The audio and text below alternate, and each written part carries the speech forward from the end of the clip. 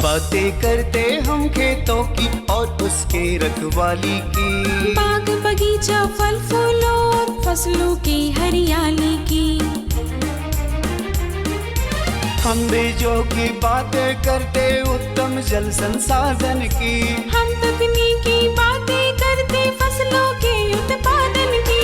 हर किसान का सपना सच हो जीवन सुखद बनाने को, गाँव-गाँव के हर आंगन का प्यारा सा ये दर्शन। कृषि दर्शन, कृषि दर्शन, कृषि दर्शन, कृषि दर्शन, कृषि दर्शन, कृषि दर्शन, कृषि दर्शन, कृषि दर्शन।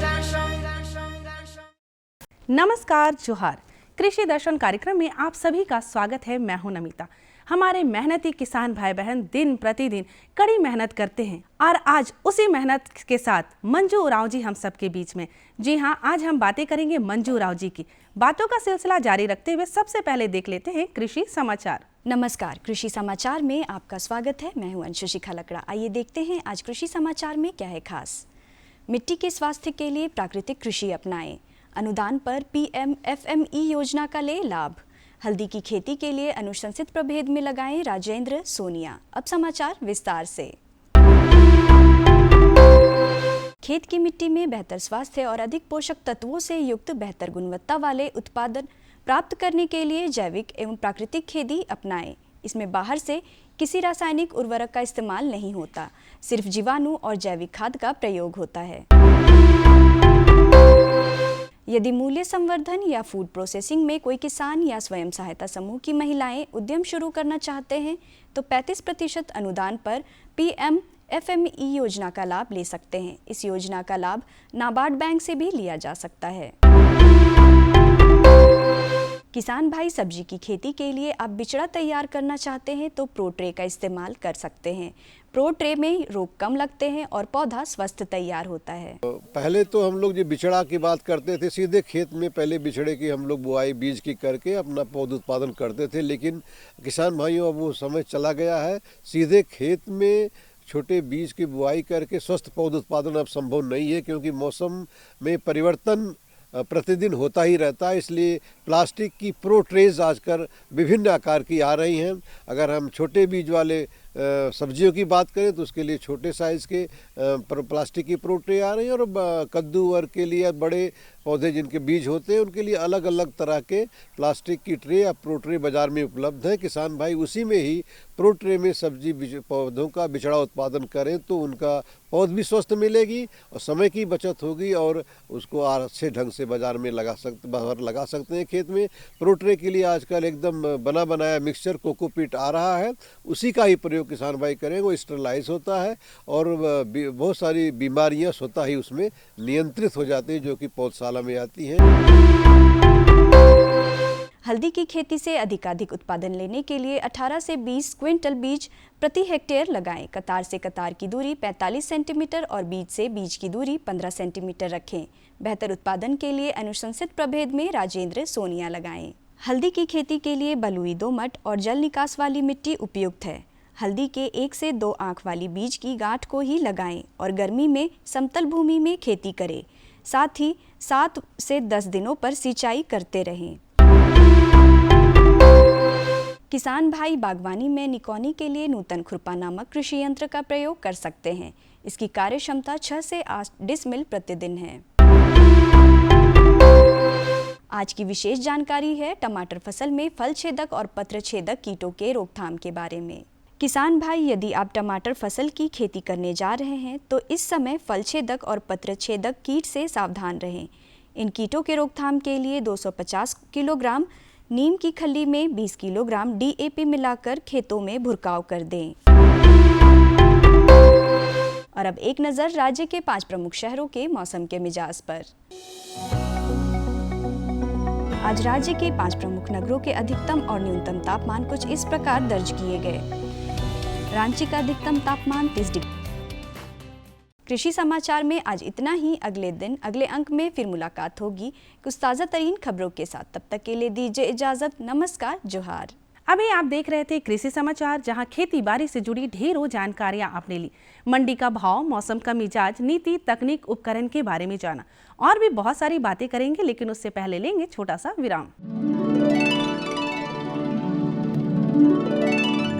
हमारे मेहनती किसान किश्तों में सीधे 6,000 रुपए की सम्मान राशि प्रतिवर्ष हस्तांतरित की जाती है।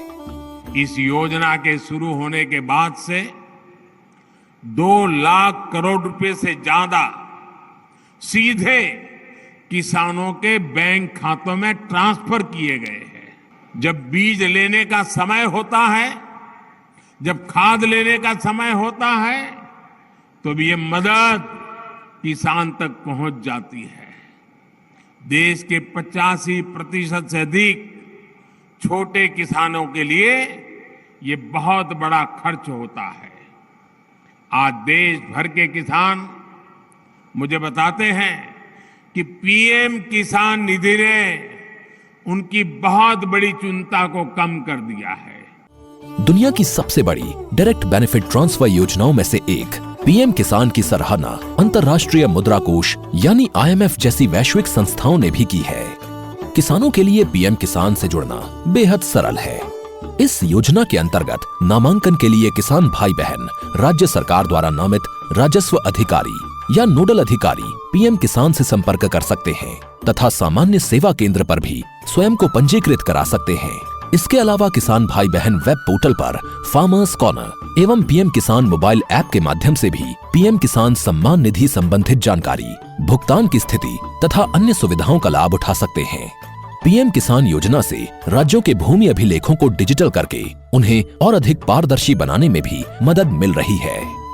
पीएम किसान योजना का पूरा खर्च भारत सरकार वहन करती है। किसान भाइयों बहनों को पंजीकरण के दौरान आने वाली समस्याओं व उनकी शंकाओं और शिकायतों के तुरंत प्रभावी समाधान के लिए एक हेल्पलाइन सेवा भी शुरू की है, जिसका हेल्पलाइन नंबर है 155261। सदी की सबसे बड़ी महामारी के दौरान दी गई 1,60,000 करोड़ रुपए से अधिक की सम्मान राशि ने किसानों को बड़ी राहत पहुंचाई। महामारी के दौरान भी देश का कृषि उत्पादन शानदार रहा। किसानों के हितों के लिए समर्पित प्रधानमंत्री जी के इसी विजन के साथ पीएम किसान सम्मान निधि योजना द्वारा अब तक 11 करोड़ पात्र किसानों को 2,60,000 करोड़ रुपए से अधिक की धनराशि भेजी जा चुकी है। तरक्की और खुशहाली की रोशनी हर किसान, हर ग्रामीण युवा के चेहरे पर चमके और हमारे गांव देश विकास के अहम भागीदार बने। खेतों और खलिहानों के रास्ते तरक्की और खुशहाली की ओर बढ़ता ये नया भारत है। जैसा कि मैंने पहले ही कहा है कि आज हम बातें करने जा रहे हैं मंजू राव जी की। जी हाँ, हम तो इनके लिए बस इतना ही कहेंगे कि संघर्ष से सफलता। जी हाँ, इन्होंने बहुत संघर्ष किया है और आज इनकी सफलता इन्हें हम सब के बीच ले आई है। तो बिना देर के चलिए देखते हैं कि आखिर इन्होंने अपने जीवन में किस तरह के कार्य किए हैं, किन किन परेशानियों का सामना करते हुए आज ये अपनी सफलता की मंजिल तक पहुंचे हैं। और तो और सबसे बड़ी बात ये है कि ये अपने गांव के लोगों के लिए एक आदर्श बन गए हैं और इन्हें देखते हुए गाँव के लोग भी कड़ी मेहनत कर रहे हैं। तो बिना देर के देखते हैं। अभी तक आपने रियल लाइफ यानी फिल्मों में देखते आया था कि लड़कियां कैसे खेती करती है, ट्रैक्टर चलाती है, लेकिन आज जो हम आपको दिखाने जा रहे हैं उसमें साक्षात मंजू नाम की लड़की है जो कि ट्रैक्टर पे बैठी है और ट्रैक्टर से खेती करती है। और क्यों इस साइड आई, क्यों खेती की, कितना रकबा इन्होंने शुरुआत किया और कितना बढ़ाया, कितनी पढ़ाई लिखाई हुई, ये सब के पीछे एक बड़ी दिलचस्प और मार्मिक कहानी है। इस कहानी को हम इन्हीं के जुबानी जानते हैं कि क्यों इस तरह का पेशा अपनाया। चाहती तो ये भी आज बड़े शहरों में बड़े जॉब में जाती, लेकिन खेती को ही चुना, क्योंकि खेती शुरू से ही इनके परिवार वाले लोग करते आए और जिसको देख देख कर ये बढ़ी हुई है। दृढ़ संकल्प, कुछ कर गुजरने की इच्छा और कड़ी मेहनत सफलता का पथ प्रशस्त करती है। इसका उदाहरण है मंजू राव। मंजू गुमला जिले के सिसई स्थित शिवनाथपुर की रहने वाली एक ऐसी युवा महिला किसान है जिसे क्षेत्र में सभी ट्रैक्टर गर्ल के रूप में जानते हैं। मंजू की एक सफल महिला किसान बनने के पीछे दिलचस्प कहानी है। मंजू को शुरू से ही खेती बाड़ी में रुचि थी। लेकिन पूंजी के नाम पर कुछ भी नहीं थी। 4,000 रुपये में मोबाइल का सौदा किया, चाचा का सहयोग मिला और अपने बलबूते मक्के की खेती की। मंजू के खेत में काम करने वाले श्रमिकों को मजदूरी देने के लिए पूंजी के अभाव में वह खुद ही खेती करने लगी। मेहनत तो मंजू ने इतनी की कि हाथों में फोड़ा हो गया। सफलता मिली, लीज की जमीन पर खेती की, जेसीबी से कुआं खुदवाई और आत्मनिर्भर बन गई मंजू। सर, हम इंटर लिखने से पहले ही मेरा मन था कि हम लोगों को रोजगार दे और जो यहाँ से लोग बाहर जाते हैं भट्ठा उठा, उनको हम यहीं रोजगार या यहीं देख के करें, ये बोल के हम खेती को चुने। और उसी से हम सोचे कि लोगों को जो बाहर जाते हैं उनको यहीं रोजगार उनको देकर रोका जा सकता है। हम जब स्टार्टिंग किए थे उस टाइम मेरे पास ज़ीरो बैलेंस था। मेरे पास कोई भी ऐसे विश्वास मेरे ऊपर कोई करते नहीं थे। तो हम उस टाइम मोबाइल बेचे थे 4,000 में। उस 4,000 से हम जोताई कोड़ाई और फिर एक चाचा लगते थे, वो मेरे ऊपर विश्वास किए। फिर उन्होंने मेरे लिए बीज उधारी में उठा दिए। फिर वही बीज से हम जोताई कोड़ाई करने के बाद में डाले। फिर मेरे पास फिर एक भी रुपया नहीं था, तो मेरे पास लेबर डालने के लिए 1 रुपया भी नहीं था। तो फिर उसको हम खुद से ना लेबर डाल के नहीं किए और हम उसको अपने बलबूते पे हम उसमें मक्का में मिट्टी चढ़ाए। जब हम स्टार्टिंग में मिट्टी चढ़ाए थे तो मेरा दोनों हाथ में फोड़ा पड़ गया था। उसके बाद में उसको हम मिट्टी चढ़ाने के बाद में फिर उसमें से जो मिट्टी चढ़ाने के बाद में फसल मेरा पकने के बाद में उसको हम सेल किए। सेल करने के बाद जैसे गर्मी दिन आने लगा फिर हम सोचे कि कहाँ हम फसल डालें। फिर एक भाभी थी, वो भाभी बोली कहाँ इधर उधर करोगी, मेरा ही ज़मीन में करो। तो फिर हम उसी का ज़मीन में लीज करा के हम उसमें कुआं खुदवाने के लिए जीसीबी लगाए। जीसीबी से खुदवाया। उसके बाद उस गर्मी फसल में हम सब्जी का फसल किए। सब्जी का फसल में हम काफ़ी उसमें मुनाफा हुआ। उसी से फिर हम इधर 1 एकड़ करते 2 एकड़, फिर वैसे ही में बढ़ते चला गया। बढ़ते जाने के बाद में फिर हम उसी कमाई से और थोड़ा बहुत कम हुआ तो हम ऋण उधार में लेके ट्रैक्टर लिए। मंजू अभी सफलता के 4 पग ही चली थी कि गांव वासियों के अंधविश्वास ने उसके मनोबल को तोड़ने की कोशिश की। मंजू बताती है कि उसकी लड़की होकर ट्रैक्टर चलाने के काम को परंपरा, विश्वास और गांव के रीति रिवाजों के विरुद्ध माना गया। क्षेत्र में बारिश नहीं होने के लिए मंजू को दोषी ठहराया गया। गांव के लोगों ने मंजू को खेती के लिए जमीन देने से मना कर दिया, लेकिन वह डटी रही और दूसरे गांव में एक विशाल क्षेत्र में लीज पर खेती करने लगी। उसके बाद में 1 मंथ के बाद में हम हम 1 मंथ कभी कभी चलाते थे। उसके बाद गांव वालों ने कुछ कहीं पे देखने के बाद मेरे को फिर बैठकी में बैठाए। वो मेरे को मालूम भी नहीं था। मेरे ट्रैक्टर कहीं ड्राइवर दूसरे जगह लेके गए हुए थे। उसके बाद में उस दिन गांव में पूजा था, मंगलवार का दिन था, पूजा था। मेरा ट्रैक्टर यहाँ नहीं था और उसी पूजा के दौरान गांव वालों ने फिर बोले कि बारिश नहीं होता है, तो बारिश नहीं हो रहा है। तो फिर वो लड़की मंजू है जो हाल चलाती है, इसी की वजह से बारिश नहीं होता है, इस टाइप से बोलने लगे। फिर वो लोग सब सारे को इकट्ठा होके फिर मेरे घर जगह आ गए। आने के बाद में फिर मेरे को बुलाया गया, तो फिर हम वहाँ पे गए। तो उन्होंने फिर मेरे को बोलने लगे कि तुम घर ट्रैक्टर से हर चलाती हो, लड़की होकर नहीं चला सकती है, इस टाइप का बात वहाँ हुई। फिर भी हम वहाँ डटे रहे और हम बोले जो करना है सो कीजिए, हम हल चलाएंगे।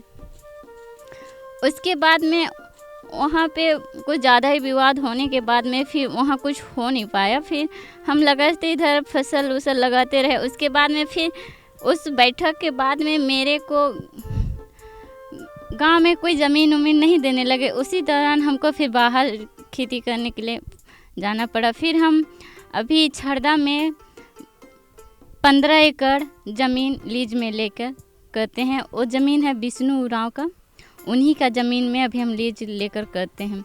मंजू अपने खेत में शिमला मिर्च, टमाटर, तरबूज, सरसों, चना सहित तमाम सब्जी फसलों की खेती मौसम और मांग के अनुरूप करती हैं। मंजू बताती हैं कि उन्हें सरकार की योजनाओं का कोई लाभ नहीं मिल पाया है। वह ड्रिप सिंचाई पद्धति का उपयोग करती हैं। मंजू साल भर 20 से 40 लोगों को अपने खेत में रोजगार प्रदान करती हैं। फसल में हम अभी डाले हुए हैं शिमला मिर्च, टमाटर डाले हुए हैं। अभी तरबूज डालने का तैयारी में है, लेकिन अभी मशीन चोरी होने की वजह से हम नहीं डाल पाए हैं। मंजू रोजगार की तलाश में पलायन करने वाले श्रमिकों को गांव में ही रोजगार प्राप्त करने के लिए प्रेरित करती हैं। मंजू मानती हैं कि गांव में रोजगार की असीम संभावनाएं हैं, जबकि बाहर ग्रामीण शोषण के शिकार हो जाते हैं। साथ ही मंजू सफलता को शिक्षा के साथ भी जोड़ती हैं। हम तो कभी किसी के यहाँ करने का सोचे नहीं। हम हमेशा यही सोच के चले हैं कि हम लोगों को रोजगार देंगे। सर, उनको हम यही संदेश देना चाहते हैं कि बाहर ना जाकर वो अपने गांव घर में ही कुछ करे, ताकि उनको दो चीज़, एक बाहर जाने से उनको शोषण होता है सर, वो शोषण नहीं होगा। और यहाँ रहेंगे तो फिर एक दूसरे को भी मदद रोजगार मिलेगी। मंजू खेती बाड़ी कर आज की तारीख में अच्छी कमाई कर लेती हैं। मंजू को अपनी फसल बेचने के लिए बाजार जाना नहीं पड़ता है, बल्कि व्यवसायी खुद ही खेत से फसल ले जाते हैं। फसल में जितना प्रॉफिट होता है उतना कहीं भी प्रॉफिट, अगर आपको एक ही फसल पकड़ दिया तो उसका कोई वो नहीं रहता है। फसल में ऐसा होता है कि एक बार कभी लाखों का होता है तो कभी कम भी होता है, उसका कोई लिमिट नहीं होता है। सर, बाजार हम मेरा खेत में डायरेक्ट व्यापारी लोग आ जाते हैं। सर नहीं, जो पिछले बार जो डीओ सर थे वो मेरे को काफ़ी मदद करते थे वो, लेकिन फिलहाल में ही उनका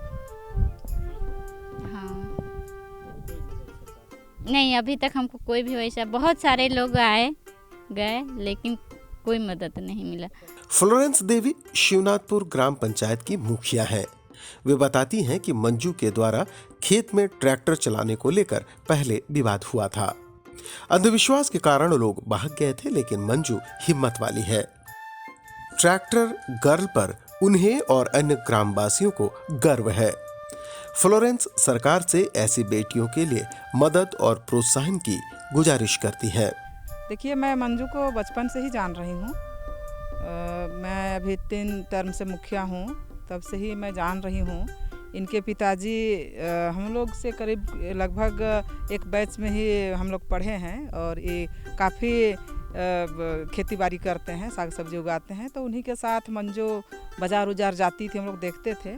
लेकिन फ़िलहाल जो बीते वर्ष जो ट्रैक्टर चलाई थी मंजू, तो उस समय से मैंने काफ़ी क्या कहें, गांव का ही नहीं बल्कि मेरा पंचायत जो भी आते हैं सबसे पहले हमें फ़ोन करते हैं कि आपके गांव में, आपके पंचायत में ट्रैक्टर गर्ल है तो उनके पास हमको जाना है, या वो कैसी हैं ऐसा। तो हमको बहुत ही गौरवान्वित महसूस होता है। ऐसी बेटियों को सरकार की भी निगाहें पड़नी चाहिए और इनको प्रोत्साहन कुछ देनी चाहिए, ताकि और बच्चियों को भी सीख मिले।